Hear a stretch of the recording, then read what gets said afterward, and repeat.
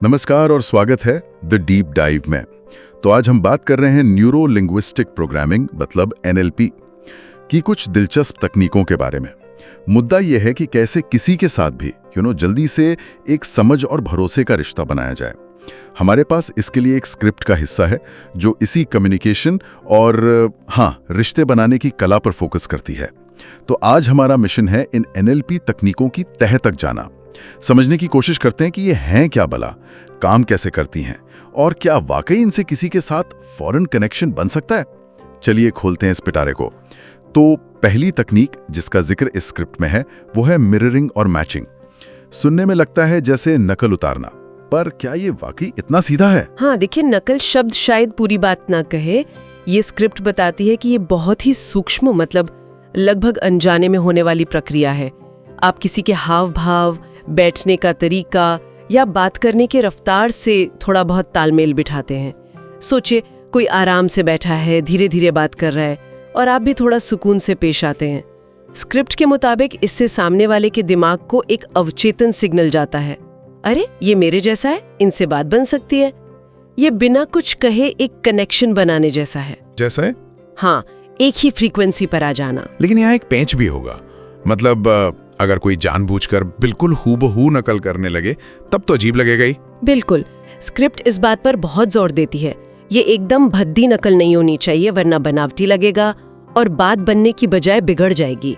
ये बहुत हल्का, बहुत स्वाभाविक होना चाहिए। मकसद ये है कि सामने वाले को सहज महसूस हो। ये नहीं कि उन्हें लगे कि उनकी खिल्ली उड़ाई जा रही है, बस इतना कि उन्हें लगे कि हाँ, हम दोनों एक पेज पर हैं। ठीक है, तो ये हुई बॉडी लैंग्वेज की बात। लेकिन बातचीत तो शब्दों से भी होती है। स्क्रिप्ट में भाषा के स्तर पर भी तालमेल बिठाने की बात कही गई है। कुछ रिप्रेजेंटेशनल सिस्टम्स का जिक्र है, विजुअल, ऑडिटरी, किनेस्थेटिक। ये क्या चीज है? हाँ, ये एक बहुत दिलचस्प कॉन्सेप्ट है। स्क्रिप्ट समझाती है कि हम सब दुनिया को अनुभव करने और जानकारी को प्रोसेस करने के लिए अपनी इंद्रियों का अलग अलग तरह से इस्तेमाल करते हैं। कुछ लोग सोचते हुए मन में तस्वीरें ज्यादा बनाते हैं, वो हुए विजुअल। कुछ आवाजों और शब्दों पर ज्यादा ध्यान देते हैं, ऑडिटरी। और कुछ लोग चीजों को महसूस करके शारीरिक संवेदनाओं के जरिए समझते हैं, किनेस्थेटिक। अच्छा, तो इसका मतलब हमें एक तरह से जासूसी करनी होगी कि कौन कैसे सोचता है? नहीं, जासूसी नहीं, बस थोड़ा ध्यान देना है। स्क्रिप्ट कहती है उनकी भाषा पर गौर करें। अगर कोई बार बार कहता है मुझे साफ दिख रहा है कि मामला क्या है, या जरा इस तस्वीर को देखिए, तो शायद वो विजुअल थिंकर हैं। तब आप भी बात करते वक्त वैसे शब्द इस्तेमाल कर सकते हैं जैसे मैं आपको एक क्लियर पिक्चर देता हूँ। दूसरी तरफ अगर कोई कहता है ये बात सुनने में अच्छी लग रही है या आपकी बात में दम लग रहा है, तो वो ऑडिटरी हो सकते हैं। तब आप कह सकते हैं जरा इस आइडिया को सुनिए तो। और किनेस्थेटिक वाले वो कैसे पहचान में आएंगे? जैसे मुझे ये ठीक नहीं लग रहा, या मैं इस बात से जुड़ाव महसूस कर पा रहा हूँ। तब आप भी कह सकते हैं मैं समझ सकती हूँ आप कैसा महसूस कर रहे हैं, या आइए इस मुद्दे की तह तक चलते हैं। स्क्रिप्ट का सार ये है कि जब आप उनकी पसंदीदा भाषा शैली इस्तेमाल करते हैं तो उन्हें लगता है कि आप उन्हें सच में समझ रहे हैं। ये छोटा सा बदलाव बातचीत को कहीं ज्यादा गहरा और प्रभावी बना सकता है। कमाल है। ये सोचने वाली बात है कि हम कितनी बार अनजाने में दूसरों के चैनल से अलग बात कर रहे होते हैं और सोचते हैं कि कनेक्शन क्यों नहीं बन रहा। ये सिर्फ सही शब्द चुनना नहीं, बल्कि उनके अनुभव करने के तरीके का सम्मान करना भी है ना? बिल्कुल सही। अच्छा, आगे बढ़ते हैं। स्क्रिप्ट में एक और तकनीक है पेसिंग और लीडिंग। इसका क्या मतलब हुआ? गति मिलाना और फिर नेतृत्व करना, कुछ ऐसा। हाँ, कुछ ऐसा ही। स्क्रिप्ट इसे इस तरह समझाती है। पेसिंग का मतलब है पहले आप सामने वाले की भावनात्मक स्थिति के साथ कदम मिलाते हैं। मान लीजिए कोई बहुत परेशान या गुस्से में है। अब अगर आप सीधे उसे शांत होने को कहेंगे या समाधान बताने लगेंगे तो बात नहीं बनेगी। पेसिंग कहती है पहले उनकी भावना को समझिए और जताइए कि आप समझ रहे हैं, यानी सहानुभूति दिखाना। बिल्कुल। आप कह सकते हैं मैं समझ सकता हूँ कि ये आपके लिए कितना फ्रस्ट्रेटिंग होगा, या सुनकर लग रहा है कि आप वाकई बहुत अपसेट हैं। ये पेसिंग है। आप उनके साथ उनकी भावनाओं के स्तर पर जुड़ते हैं। स्क्रिप्ट कहती है जब ये कनेक्शन बन जाता है, जब उन्हें लगता है कि आप उनकी स्थिति समझ रहे हैं, तब तब आप धीरे धीरे बातचीत को एक सकारात्मक या समाधान उन्मुख दिशा में ले जा सकते हैं। ये है लीडिंग। तो पहले साथ चलो, फिर राह दिखाओ। स्क्रिप्ट में इसे किसी उदाहरण से समझाया गया है? हाँ, स्क्रिप्ट इसे एक अच्छे डांस पार्टनर की तरह बताती है। पहले आप अपने पार्टनर के रिदम को फॉलो करते हैं, उनके मूव्स को समझते हैं, और जब एक तालमेल बन जाता है तब आप धीरे से उन्हें गाइड करते हैं, नए स्टेप्स की तरफ ले जाते हैं। ये धक्का देना नहीं, बल्कि साथ मिलकर आगे बढ़ना है। ये तो वाकई बहुत काम की बात है। अक्सर हम लोग दूसरों की प्रॉब्लम सुनते ही फौरन फिक्स इट मोड में चले जाते हैं। शायद कभी कभी उन्हें बस ये महसूस कराने की जरूरत होती है कि कोई उनकी बात सुन और समझ रहा है।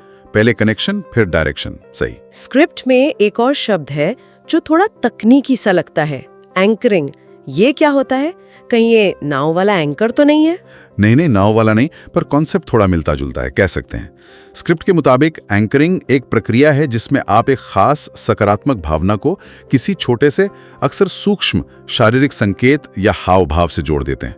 जैसे उंगलियों का हल्का सा थपथपाना, या सिर हिलाने का एक खास तरीका, या कोई एक शब्द स्वाभाविक रूप से हंसता है या बहुत आत्मविश्वास या सहज महसूस कर रहा है।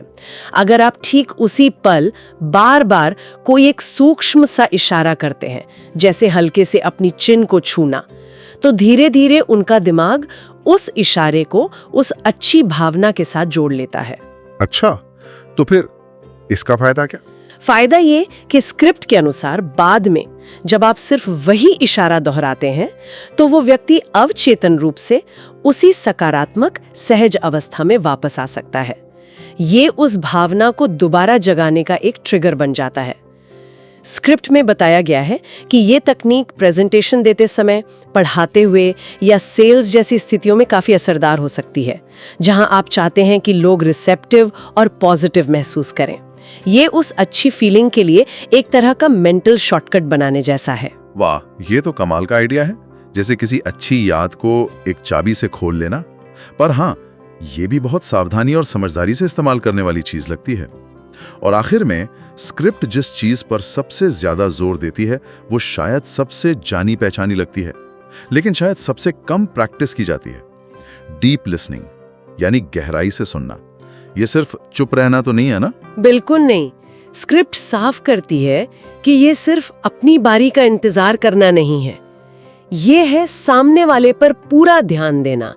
सिर्फ उनके शब्दों पर नहीं, बल्कि उनके लहजे पर, आवाज के उतार चढ़ाव पर, वो कहाँ रुकते हैं उन ठहरावों पर भी। इसमें सिर्फ कान नहीं, दिमाग और दिल भी शामिल हैं। आप सिर्फ जानकारी नहीं सुन रहे हैं, आप उस जानकारी के पीछे छिपी भावनाओं, जरूरतों को भी समझने की कोशिश कर रहे हैं। और स्क्रिप्ट ये कैसे करने को कहती है?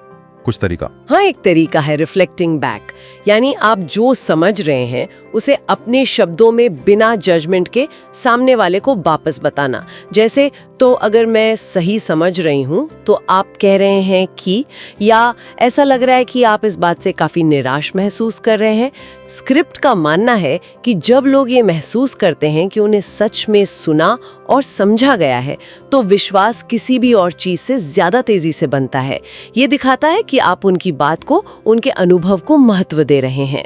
तो अगर हम इस पूरी बातचीत को समेटें तो इस स्क्रिप्ट से हमें एनएलपी की ये 5 मुख्य तकनीकें मिलती हैं जो कम्युनिकेशन को बेहतर बना सकती हैं। पहला, मिररिंग और मैचिंग, शारीरिक हाव भाव और लहजे का सूक्ष्म तालमेल। दूसरा, भाषा का मिलान, सामने वाले की पसंदीदा भाषा शैली, विजुअल ऑडिटरी किनेस्थेटिक को समझना और इस्तेमाल करना। सही। तीसरा, पेसिंग और लीडिंग, पहले भावनात्मक स्तर पर जुड़ना, फिर धीरे से बातचीत को दिशा देना। बिल्कुल। चौथा, एंकरिंग, सकारात्मक भावनाओं को सूक्ष्म संकेतों से जोड़ना ताकि उन्हें बाद में जगाया जा सके। हाँ। और पांचवा, डीप लिसनिंग, सिर्फ सुनना नहीं बल्कि गहराई से समझना और उसे जताना। एकदम सही। तो इन सब का निचोड़ क्या है? ये सब जानने से होगा क्या? निचोड़ ये है कि ये स्क्रिप्ट इन तकनीकों को किसी को बेवकूफ बनाने या चालाकी से अपनी बात मनवाने के हथियार की तरह नहीं देखती, बल्कि इन्हें सामने वाले के साथ एक सच्चा और गहरा तालमेल बनाने का कारगर तरीका बताती है। स्क्रिप्ट के मुताबिक जब इन तकनीकों का इस्तेमाल सही नीयत और ईमानदारी से किया जाता है तो समझ और भरोसे का पुल हैरानीजनक रूप से जल्दी बन सकता है। और इसका असर सिर्फ मीटिंग्स या नेगोशिएशंस में ही नहीं, बल्कि हमारे निजी रिश्तों, दोस्तों, परिवार के साथ बातचीत और रोजमर्रा के लगभग हर स्थिति में दिख सकता है। ये कम्युनिकेशन को सिर्फ जानकारी के लेन देन से ऊपर उठाकर एक गहरे मानवीय जुड़ाव में बदल सकता है। आज की चर्चा से ये तो साफ है कि बातचीत सिर्फ शब्दों का खेल नहीं है। इसमें बहुत कुछ अनकहा, अनदेखा भी होता है। हमारा रवैया, हमारी बॉडी लैंग्वेज, सुनने का तरीका, ये तकनीकें उस अनदेखे पहलू को समझने और बेहतर बनाने में मदद कर सकती हैं। हाँ, और ये जानना भी दिलचस्प है कि हम सब कहीं ना कहीं अनजाने में ही सही इन तकनीकों का थोड़ा बहुत इस्तेमाल करते ही हैं। शायद अभिनय और सचेतनता के साथ, मतलब थोड़ी और जागरूकता के साथ इस्तेमाल करने के बारे में सोचा जा सकता है। एक विचारणीय बात यह हो सकती है कि अपने रोजमर्रा के संवादों में इन चीजों पर ध्यान देना शुरू करें। देखें कि लोग कैसे अपनी भाषा चुनते हैं, या जब कोई सच में आपकी बात सुनता है तो कैसा महसूस होता है। शायद सिर्फ इस अवलोकन से ही कम्युनिकेशन की समझ और बेहतर हो जाए। बेहतरीन। आज के लिए इतना ही। उम्मीद है इस बातचीत से NLP और विश्वास बनाने की कला के बारे में कुछ नया और दिलचस्प जानने को मिला होगा। अगली बार फिर मिलेंगे एक नए विषय और कुछ नई जानकारियों के साथ।